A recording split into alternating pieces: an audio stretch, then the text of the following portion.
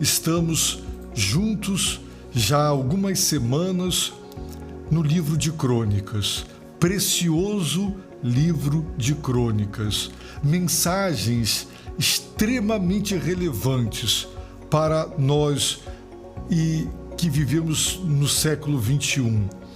Tanta coisa mudou, quantas coisas novas, mas no que diz respeito a Deus e as suas relações com a humanidade e conosco, os princípios espirituais, eles estão aí. E nós meditaremos neste capítulo 18 de 2 Crônicas, porque nós estamos considerando a vida do rei Josafá, um rei que fez o que era bom e reto diante do Senhor. Como todo mundo, ele errou, mas na maior parte do tempo ele fez o que era reto e correto e aprovado e recomendado pelo próprio Deus. A palavra de Deus nos diz que ele fez uma aliança com Acabe, cuja esposa era Jezabel, uma aliança que trouxera no futuro consequências trágicas para ele. Veremos nas próximas lives, mas desde já destacamos que as decisões que tomamos no momento presente de nossas vidas, elas repercutirão longe e alcançarão os nossos descendentes muito mais longe do que imaginamos. Então, tome muito cuidado com as decisões que você toma. Josafá, então, fez uma aliança com Acabe. Ele foi convidado, na verdade, a Bíblia diz que ele foi persuadido, dando a ideia de que Acabe e Jezabel, um casal maligno, astuto, sagaz, eles conseguiram envolver Josafá, para que Josafá aceitasse unir seu exército, o exército do reino do sul, com o exército do reino do norte de Acabe, para tentarem retomar a cidade de Ramote Gileade, que outrora pertencia ao reino do norte, agora não mais pertencia, estava sob domínio de um outro povo. E ele aceitou o convite, mas ele era um homem temente a Deus. E ele quis consultar o Senhor. Acabe era um rei idólatra, era um rei que havia se envolvido com o mundo espiritual de trevas, e ele consultou os falsos profetas dos falsos deuses, com os quais ele vivia em idolatria e escravizado por essas forças espirituais de um mundo espiritual sagaz e astuto. E aqueles 400 profetas, a uma só voz, disseram: Acabe, Josafá, vocês podem subir, a vitória é certa, vocês vão ganhar, vocês vão retomar Ramote Gileade. Mas Josafá era um homem de Deus, e ele disse: não, eu quero consultar o Senhor. Não tem nenhum profeta do Senhor Deus. E Acabe disse: ainda há um. Graças a Deus que, mesmo nos tempos de apostasia e da infidelidade, principalmente de pastores, que cada vez mais vão se secularizando, vão se envolvendo com as ideologias, fazem uma leitura da Bíblia usando os óculos das ideologias e acabam por colocar a verdade e a palavra de Deus em segundo plano. Mas havia naquela época e ainda há hoje os fiéis pregadores da palavra. E o Acabe então mandou chamá-lo.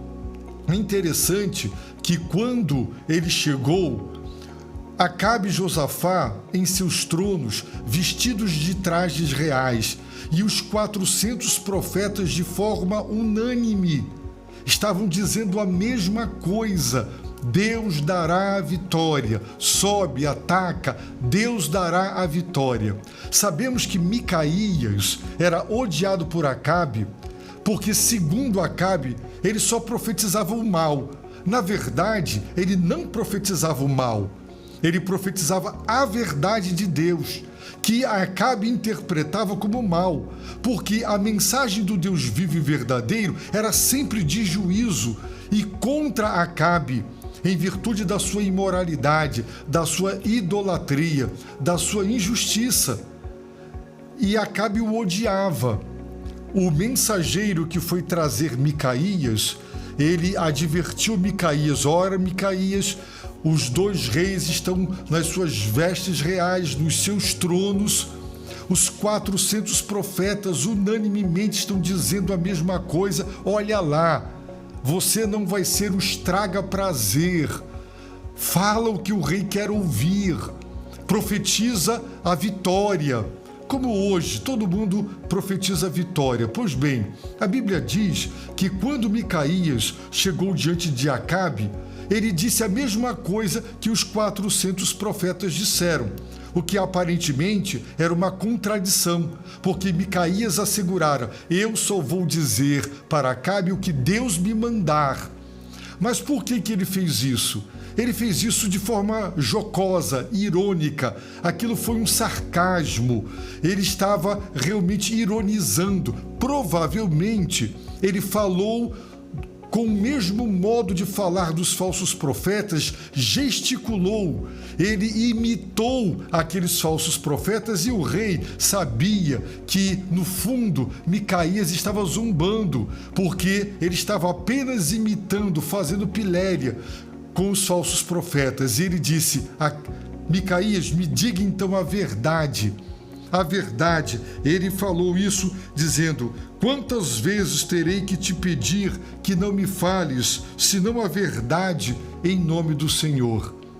Aí Micaías entrega o recado de Deus: vi todo Israel disperso pelos montes, como ovelhas que não têm pastor, e o Senhor disse: estes não têm senhor, volte cada um em paz para a sua casa. Ou seja, o rei vai morrer, o líder vai morrer, o exército se dispersará e voltará derrotado, envergonhado e frustrado para casa. Então, Acabe disse: eu não falei, Josafá, ele só profetiza o mal? Agora prestem muito atenção no texto bíblico. É um texto que não é fácil de ser explicado e nem de ser entendido. Mas Micaías, ele prosseguiu falando com Acabe, e ele compartilhou com Acabe a visão que Deus lhe dera.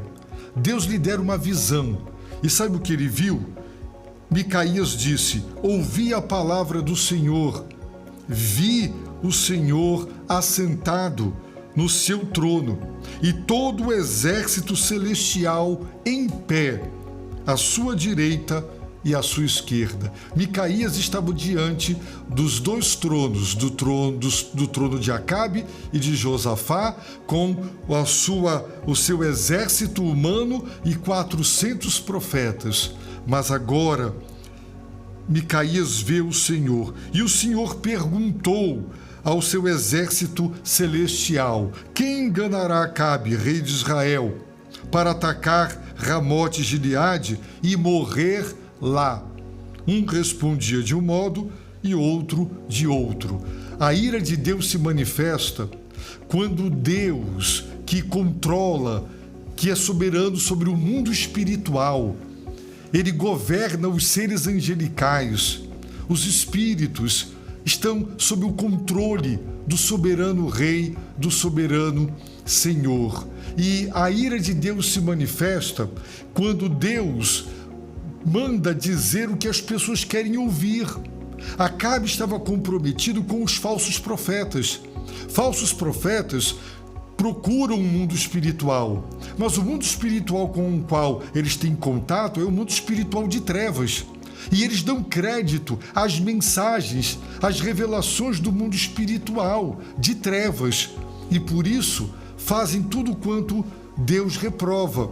Agora, o próprio Deus tomou a iniciativa de, através de um espírito, fazer com que todos os profetas recebessem aquela revelação e transmitissem uma mensagem unânime com toda a convicção.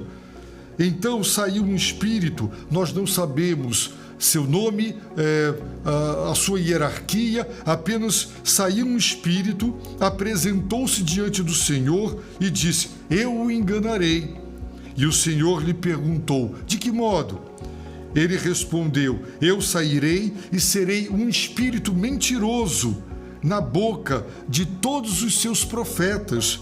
Então o Senhor disse: tu o enganarás e prevalecerás. Vai e faze isso. Essa foi a visão. Agora vejam como Deus é misericordioso. Vejam, Deus ainda quer dar a Acabe uma oportunidade de arrependimento. Acabe consultou os falsos profetas. Josafá consultou o genuíno profeta do Senhor. E o profeta do Senhor recebeu a visão de que aqueles 400 profetas que estavam profetizando a vitória, na verdade, estavam sob a influência de um espírito mentiroso e enganador para que Acabe acreditasse naquela mensagem, fosse para o campo de batalha e lá morresse. A ira de Deus. Mas o Senhor é tão misericordioso que ele deu a Micaías essa visão e Micaías compartilha essa visão com Acabe para Acabe entender que a totalidade dos profetas falsos que estavam entregando aquela mensagem de vitória, eles estavam sob o engano do mundo espiritual. Então Acabe teve a chance de receber a revelação, a misericórdia de Deus em saber o que se deu, o que se passou no mundo espiritual invisível, que ele não tinha acesso. Por isso, Micaías disse: Acabe, o Senhor pôs um espírito mentiroso na boca destes teus profetas. O Senhor é quem anunciou a derrota contra ti. Mas mesmo sabendo que Micaías havia profetizado a verdade como ele pediu. E qual foi a verdade? Você será derrotado, morto, o exército dispersará. Ele continuou dando crédito aos falsos profetas que disseram: você vencerá. Micaías compartilha a visão do mundo espiritual invisível, mostrando o que está por detrás daqueles profetas que estão profetizando a vitória, a ira de Deus para a derrota e morte de Acabe. Mas ela também foi uma oportunidade de Acabe se arrepender e dar ouvidos ao verdadeiro profeta do Senhor. No entanto, ele não deu ouvidos para Micaías. Zedequias, que era um dos falsos profetas, deu-lhe um tapa no rosto e disse: por onde saiu de mim o Espírito do Senhor para falar a ti? E Micaías respondeu: tu o verás naquele dia, quando entrares num quarto interior para te esconderes. Então o rei de Israel disse: pegai Micaías e levai-o de volta a Amon, o governador da cidade, e a Joás, filho do rei, dizendo-lhe: assim diz o rei, prendei este homem no cárcere e sustentai-o a pão e água até que eu volte em paz. Mas Micaías disse: se voltares em paz, o Senhor não falou por mim. Disse mais: ouvi todos os povos. Acabe não aproveitou a profecia genuína do verdadeiro profeta. Acabe não aproveitou o compartilhar da visão do mundo espiritual e da trama para que a ira de Deus sobre ele recaísse e ele fosse derrotado e morto. Mas apesar de tudo isso, ele continuou dando crédito aos falsos profetas porque ele era idólatra. E ele manda prender Micaías e disse que voltaria em paz. E Micaías disse: tu não voltarás. Se tu voltares em paz, Deus não falou por meu intermédio. E nós sabemos que Acabe morreu no campo de batalha.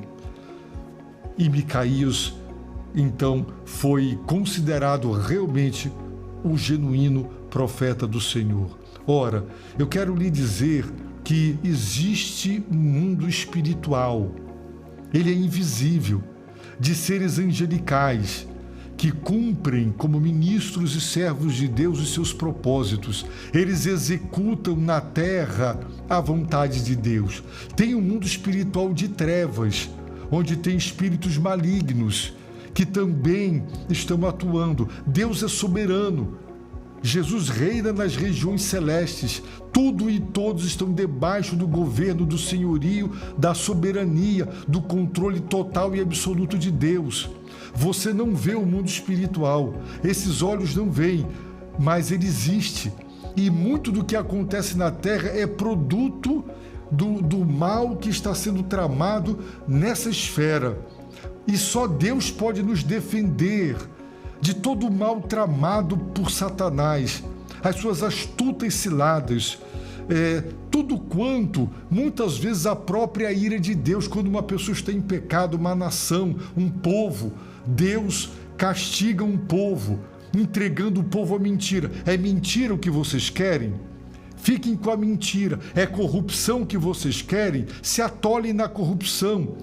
Deus tem maneiras de disciplinar as pessoas, entregando-as aquilo que elas querem.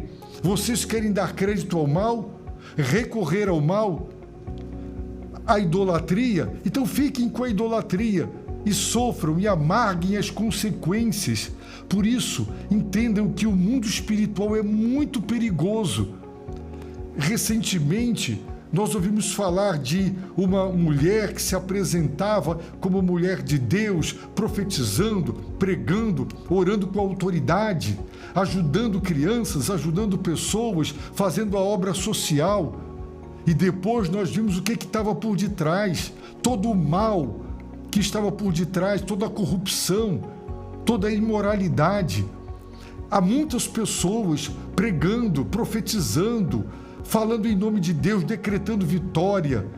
E por detrás, o mal pode estar ali para você enveredar por um caminho de destruição. O mundo espiritual é sagaz, é poderoso, é perigoso. Não busque as trevas, não queira ter contato com espíritos. Não, confie em Deus. Deus é o Senhor dos anjos, é soberano sobre o mundo espiritual. Adore o Criador, adore o Redentor, adore a Deus através do seu Filho Jesus Cristo, nosso Salvador. E esse mundo espiritual de trevas não te atingirá. Se você der ouvidos a Deus e à palavra de Deus, você nunca será enganado por falsas profecias e espíritos enganadores e mentirosos nas bocas desses falsos e falsas profetas e profetisas, que estão levando muita gente a fazer asneiras por aí. O mundo espiritual é perigoso, é sagaz e é astuto, mas se você ouvir a Cristo e a palavra de Deus, a Bíblia Sagrada, se você não estiver atrás de revelações, mas de dar crédito à revelação de Deus que está registrada nas Escrituras, você encontrará a verdade. Deus te libertará dos enganos, dos engodos, das astúcias, da sagacidade, da malignidade do mundo espiritual de trevas e te livrará. Jesus Cristo, diz a Bíblia, ele se manifestou para destruir as obras do diabo, e uma delas é a obra da enganação, através de contatos com entidades, com o mundo espiritual de trevas. Jesus tira do império das trevas e transporta para o reino do seu Filho amado. Deus faz essa obra de libertação para todo aquele que se arrepende e crê em Jesus como seu Senhor e Salvador. Faça isso para que você conheça a verdade e seja liberto de toda mentira dos homens, mas também de toda mentira do mundo espiritual de trevas. Eu peço a Deus que te abençoe rica e abundantemente.